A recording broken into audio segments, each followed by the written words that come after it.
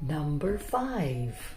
Now this isn't exactly a touch for health technique, so I won't be teaching it in level 1 or any other levels.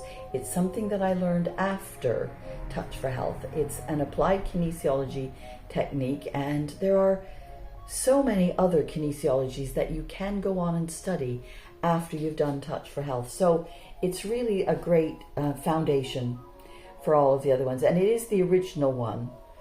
Touch for Health was developed by a group of chiropractors who wanted to help their patients look after themselves. And I've always taken that as a guiding principle, to give people the tools so that they don't have to feel like they don't understand what's going on and it's all very mysterious. It actually makes sense.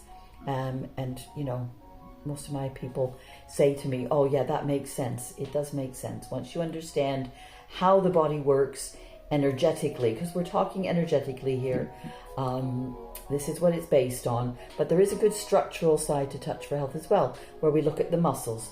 But right now all of these balancing techniques are really to do with the energy. Now there's a little valve, now this is very physical, there's a little valve in between your small intestine and your large intestine.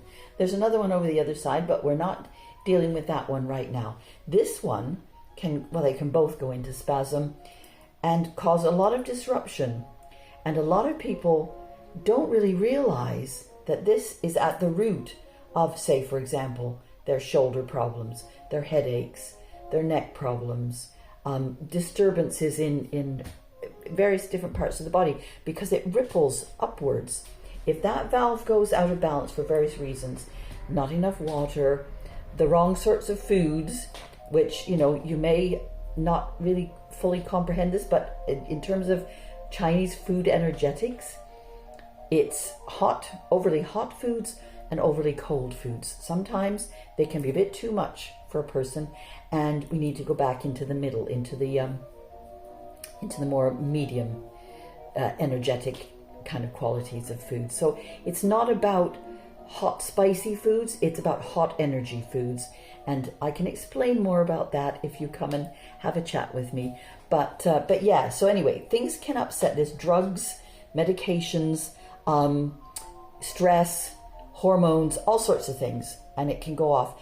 And you won't know it necessarily. You won't necessarily have a problem there.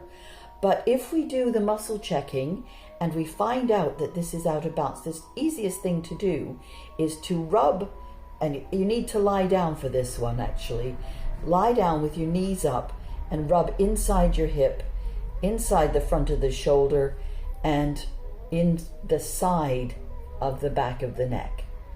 All on the same side. These are just 3 of the ways that you can help balance this up. If you came to see me or another kinesiologist, they would do a few other things as well. But these are the things I like to give people to do at home, because they're simple, they're easy to reach, and they can give you a lot of relief. If you're suffering from an unexplained headache or neck ache, this is really worth a try. Okay, so give it a go and let me know how you get on. And that's number 5.